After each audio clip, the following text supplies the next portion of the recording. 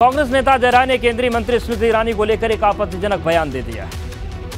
कांग्रेस के प्रांतीय अध्यक्ष अजय राय की जुबान सोनभद्र में अमेठी के बारे में चर्चा करते वक्त फिसल गई। स्मृति ईरानी केवल आती हैं, लटके झटके देकर चली जाती हैं। दरअसल राहुल गांधी की भारत जोड़ो यात्रा के समर्थन में अलग अलग राज्यों में भी भारत जोड़ो यात्रा निकाली जा रही है। इसी के समर्थन में अजय राय सोनभद्र की यात्रा में शामिल हुए और दोबारा राहुल गांधी के अमेठी से चुनाव लड़ने के संकेत दिए। अरे भाई, वो गांधी परिवार की सीट है, वहाँ से राहुल जी कई बार रहे, राजीव जी थे, वहाँ बताया कि आधे से ज्यादा कल कारखाने बंद पड़े हैं। राहुल गांधी का समर्थन करते करते अजय राय ने केंद्रीय मंत्री पर अमर्यादित शब्द बोल दिए। स्मृति ईरानी केवल आती हैं, लटके झटके देकर चली जाती हैं। भारतीय जनता पार्टी ने अजय राय के बयान की पुरजोर निंदा की है और महिला के अपमान पर सवाल उठाए हैं। इसको गलत, लोकतंत्र में भाषा पर नियंत्रण रखना होगा और महिलाओं के प्रति वैसे भी हम लोग सम्मान की भाषा अपनाते हैं, गलत है। इसको जितनी भी निंदा की जाए वो कम है। 2019 के लोकसभा चुनाव में अमेठी सीट पर स्मृति ईरानी ने राहुल गांधी को उनके गढ़ अमेठी से 55,000 से अधिक वोटों से हरा दिया था। और इस बीच एक बड़ी खबर आ रही है। अजय राय के बयान पर स्मृति ईरानी ने ट्वीट किया है और स्मृति ईरानी ने राहुल गांधी को चुनौती दी है कि 2024 में अमेठी से चुनाव लड़ने और राहुल दूसरी सीट पर तो नहीं भागेंगे। ये स्मृति ईरानी ने चुनौती दी है। स्मृति ईरानी ने अपने ट्वीट में लिखा है, सुना है राहुल गांधी जी, आपने अपने किसी प्रांतीय नेता से अभद्र तरीके से 2024 में अमेठी से लड़ने की घोषणा करवाई है, तो क्या आपका अमेठी से लड़ना पक्का समझूं? दूसरी सीट पर तो नहीं भागेंगे, डरेंगे तो नहीं। तो ये तीखा हमला स्मृति ईरानी की तरफ से किया गया है। अब उत्तर प्रदेश कुछ महत्वपूर्ण खबरों की बात कर लेते हैं। मुख्यमंत्री योगी आदित्यनाथ आज से 2 दिन दौरे पर गोरखपुर में है, जहां उन्होंने काकोरी कांड के नायक पंडित राम प्रसाद बिस्मिल को श्रद्धांजलि दी। मुख्यमंत्री योगी आदित्यनाथ ने पंडित राम प्रसाद बिस्मिल समेत स्वतंत्रता संग्राम में शामिल तमाम क्रांतिकारियों और शहीदों को याद करते हुए कहा कि इन क्रांतिकारियों के बलिदान की वजह से स्वतंत्रता आंदोलन और तेज हो गया। क्रांति की ज्वाला इन क्रांतिकारियों के बलिदान के परिणाम स्वरूप और तेजी के साथ आगे बढ़ती गई और इसी का परिणाम है कि 15 अगस्त 1947 को ये देश आजाद हुआ। मुख्यमंत्री योगी आदित्यनाथ ने राम प्रसाद बिस्मिल के बलिदान का स्मरण करते हुए कहा कि उस वक्त अंग्रेजों की सरकार ने बिना मुकदमा चलाए बिस्मिल को फांसी दे दी।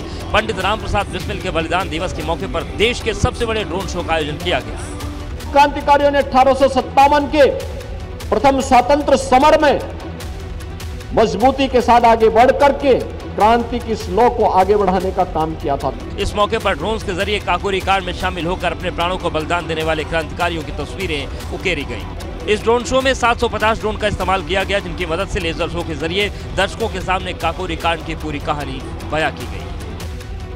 उत्तर प्रदेश समेत देश के कई राज्यों में सर्दी का सितम शुरू हो चुका है। कोहरे के साथ ही तापमान में लगातार गिरावट दर्ज की जा रही है। देखते हुए सीएम योगी ने प्रशासन को खास निर्देश दिया है। सोमवार सुबह लखनऊ समेत पूरे यूपी में घना कोहरा छाए रहने के कारण विजिबिलिटी न के बराबर रही।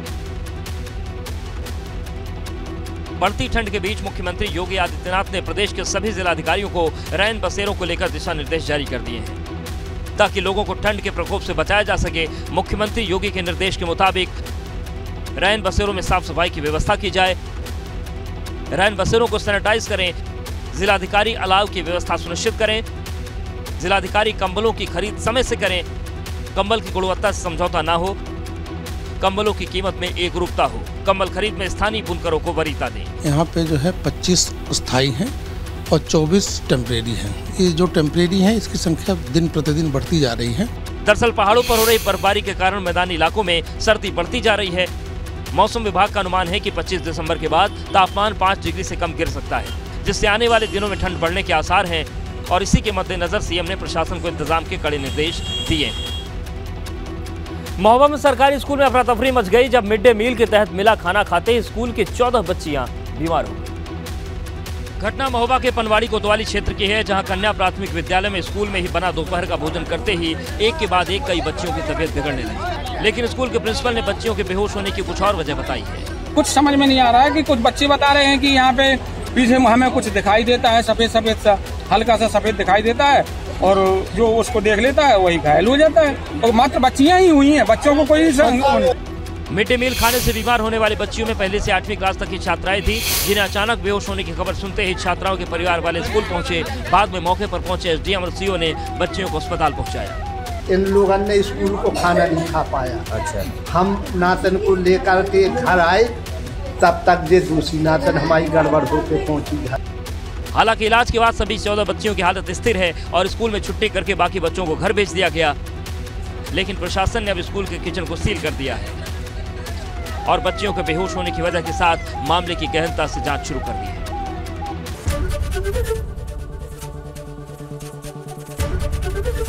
एबीपी गंगा, खबर आपकी, जुबान आपकी।